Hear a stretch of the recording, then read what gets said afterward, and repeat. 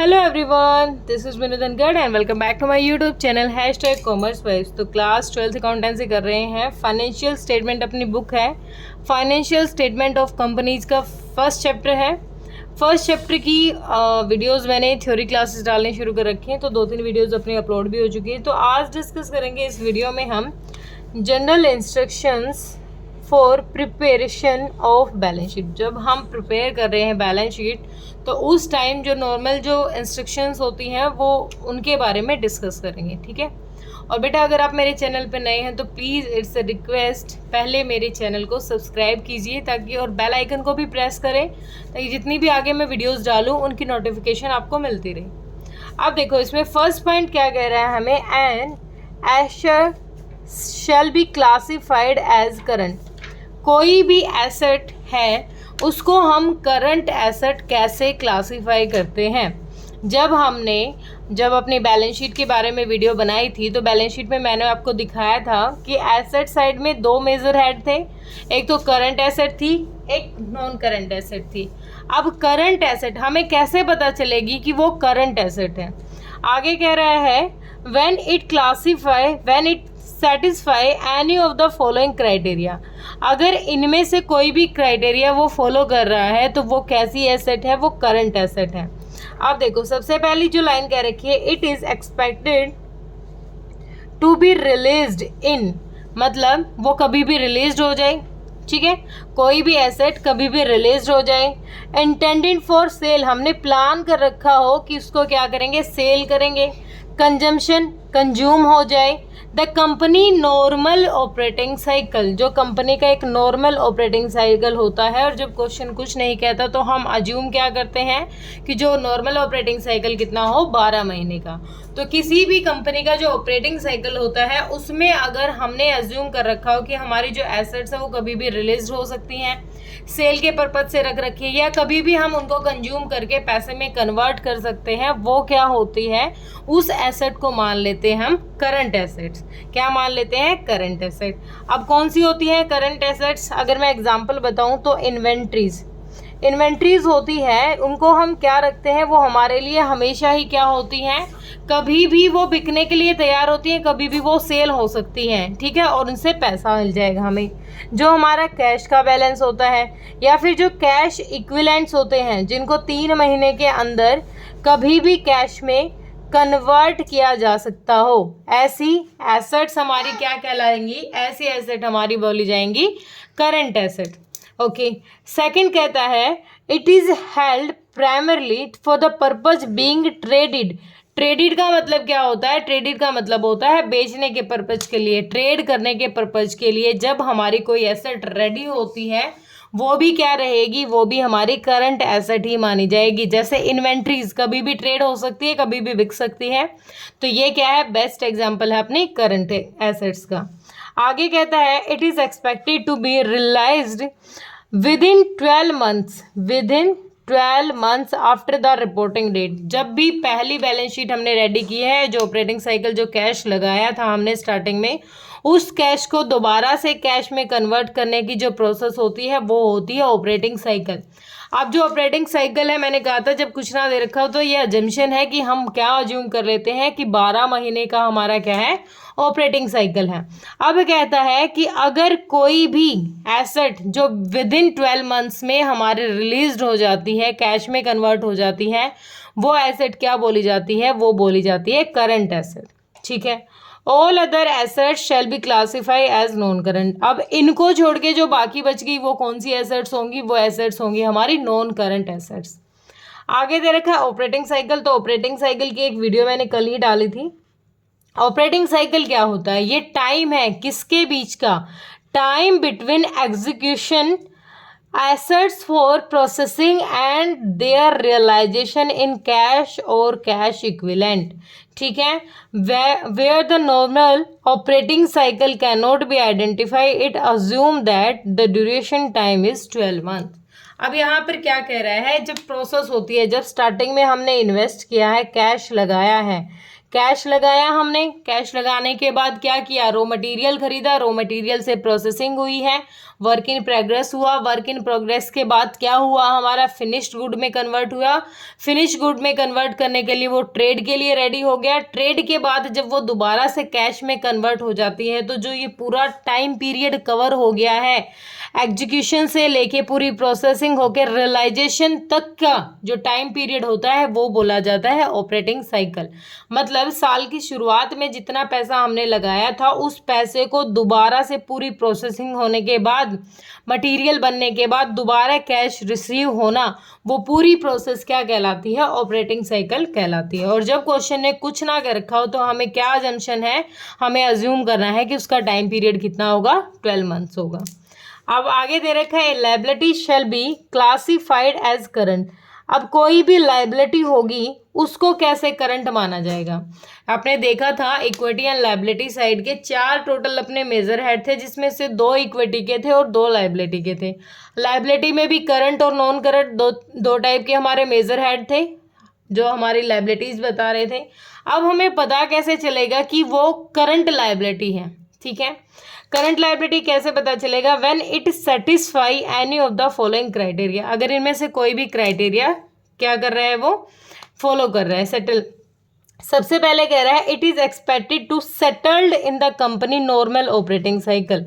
कोई भी इस तरीके की लायबिलिटी जिसको विद इन द ईयर या within the operating cycle 12 महीने के अंदर क्या कर दिया हो, हमने सेटल कर दिया हो, पे ऑफ कर दिया हो, ऐसी लायबिलिटी को मानते हैं हम क्या, करंट लायबिलिटी। इसका सबसे अच्छा जो एग्जाम्पल होता है वो बैंक का ओवरड्राफ्ट माना जाता है। बैंक ओवरड्राफ्ट हमेशा ही हमारी क्या मानी जाएगी, लायबिलिटी मानी जाएगी। कैसी, करंट लायबिलिटी। आगे कह रहा है it is held primarily for the purpose of being traded. अब दोबारा से कंफ्यूज वाला वर्ड है, अगर मैं कहूँ कि ये भी बेचने के पर्पज से है। ट्रेडेड का मतलब आया है क्योंकि एसेट थोड़ी ना है कि बेचेंगे। अब इसका बेस्ट एग्जांपल लेके चलो तो इसका एग्जांपल है जैसे इंश्योरेंस कंपनी है, कोई क्लेम है, हम क्या करेंगे, अपना जो क्लेम है वो किसी और को बेच देते हैं, तो वहां पर भी हमने क्या की है, पेमेंट की है। जो इंश्योरेंस कंपनीज होती हैं वो अपनी लायबिलिटीज को क्या कर रही हैं, पे कर रही हैं। अपनी जो इंश्योरेंस थी, अब जो इंश्योरेंस क्लेम था अपना, वो हमने किसी और को बेच दिया, अपनी लायबिलिटी वहां पे कर दी, ठीक है। तो वो कैसा माना जाएगा, हो सकता है वो ट्रेडेड हो, वो बेचने के पर्पज से हो। आगे कहता है it is due to be settled within 12 months after the reporting date. Reporting date होती है जो बैलेंस शीट में मेंशन होती है, सेटल कर दी जाए कब, 12 मंथ्स में। अभी मैंने बताया जो ऑपरेटिंग साइकिल है या 12 मंथ्स के अंदर कुछ हम कोई भी लायबिलिटी सेटल कर देते हैं वो मानी जाती है हमारी क्या, करंट लायबिलिटी। तो इसका बेस्ट एग्जांपल मैंने क्या बताया, बैंक ओवरड्राफ्ट है। All other liabilities shall be classify as non current. Non, बाकी जो बच गई है उनको क्या मानेंगे, नॉन करंट मानेंगे। आगे कह रहा है no debit balance of profit and loss along with assets. अब थोड़ा सा ध्यान दो, जब पहले हम अपनी एसेट बनाते थे, किसी भी फर्म की एसेट बनाते थे, सॉरी एसेट कह रही हूँ, बैलेंस शीट बनाते थे, तो पीएनएल का डेबिट बैलेंस था, जो नेगेटिव बैलेंस था उसको कहाँ शो कराते थे, एसेट साइड शो कराते थे। लेकिन अब हमें ये गलती नहीं करनी है। अब जो पीएनएल का एसेट साइड का बैलेंस है उसको हम यहाँ शो नहीं कराएंगे, उसको कहाँ एडजस्ट करेंगे, उसको पहले रिजर्व एंड सरप्लस के अमाउंट से वहाँ पर क्या करेंगे, माइनस कर लेंगे। जो हमें रिजर्व सरप्लस का अमाउंट दे रखा है उसमें से माइनस करेंगे, ना कि हम उसको एसेट साइड शो करेंगे। ध्यान रखना है पीएनएल का जो डेबिट बैलेंस होता है, जो नेगेटिव बैलेंस होता है, उसको अब एसेट्स में नहीं शो कराएंगे, उसको रिजर्व और सरप्लस के अमाउंट से पहले माइनस करेंगे। इसके बहुत सारे अच्छे अच्छे क्वेश्चन दे रखे हैं, प्रैक्टिस करोगे ज़्यादा क्लियर हो जाएगा। क्योंकि जो हमारा शेड्यूल 3 है ना, ये अब की बार बहुत, मैं कहूँ तो बहुत अच्छे से इसमें इसी के रूल रेगुलेशन के अकॉर्डिंग हमें अपनी बैलेंस शीट प्रिपेयर करनी है। तो इसमें हर पॉइंट को हमें बहुत ध्यान से पढ़ना है, ठीक है। अब आगे कहता है फुल अमाउंट ऑफ, अच्छा मैं एक चीज़ बताना भूल गई, जैसे यहाँ पर हमारी करंट एसेट्स की बात है। अब मैंने बता दिया ये हमारी करंट एसेट्स है, ये हमारी करंट लायबिलिटी। तो आपको ध्यान रखना है जो हमारी डेफर्ड टैक्स एसेट्स थी, ठीक है, डीटीए, वो हमेशा ही क्या अज्यूम की जाएंगी, वो हमेशा ही नॉन करंट अज्यूम की जाएंगी। कौन सी अज्यूम की जाएंगी? Non current. हमेशा ध्यान रखना है जो डेफर्ड टैक्स एसेट्स हैं या फिर डेफर्ड टैक्स लायबिलिटी हैं, जो लायबिलिटी हैं उनको भी क्या अज्यूम करेंगे? DTL, डेफर्ड टैक्स लायबिलिटी है, वो भी हमेशा कैसी होती हैं? वो भी हमेशा नॉन करंट होती हैं। तो इसमें कंफ्यूज नहीं होना है इन दो वर्डों में, डेफर्ड टैक्स एसेट और डेफर्ड टैक्स लायबिलिटी हमारी कैसी नेचर की हैं? नॉन करंट नेचर की हैं। ठीक है, अब आगे देखो, full amount of miscellaneous expenditure such as discount loss on issue of debenture, underwriting commission, preliminary expenses shall be written off from securities and premium। ये दोबारा आपको ध्यान रखना है। ये क्या ध्यान रखना है? जब भी कोई पेमेंट कर रहे हैं हम किसी भी तरीके की, उनको कहाँ एडजस्ट करना है?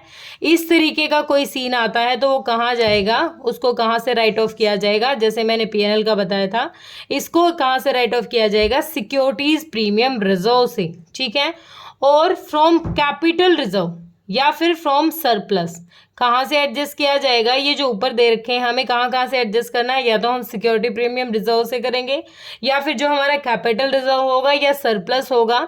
ठीक है, balance in statement of profit and loss under the head reserve and surplus. Main head कौन सा है? मेन हेड है अपना रिजर्व सरप्लस, और ये किसके अंडर आता है? ये शेयर होल्डर फंड का सब हेडिंग है। ठीक है, और इस सब हेडिंग के पार्ट्स होते हैं हमारे जो रिजर्व सरप्लस का कौन कौन सा आ गया? सिक्योरिटीज प्रीमियम रिजर्व हो गया, कैपिटल रिजर्व हो गया, सरप्लस हो गया। ये इसका क्या था? सब हेड है। और इसका मेजर हेड कौन सा आ गया हमारा? रिजर्व एंड सरप्लस का मेजर हेड कौन सा हो जाएगा? शेयर होल्डर फंड हो जाएगा। ठीक है, इनको यहां से राइट ऑफ किया जाएगा। क्लियर है? अब आगे देखो क्या कह रखा है हमें।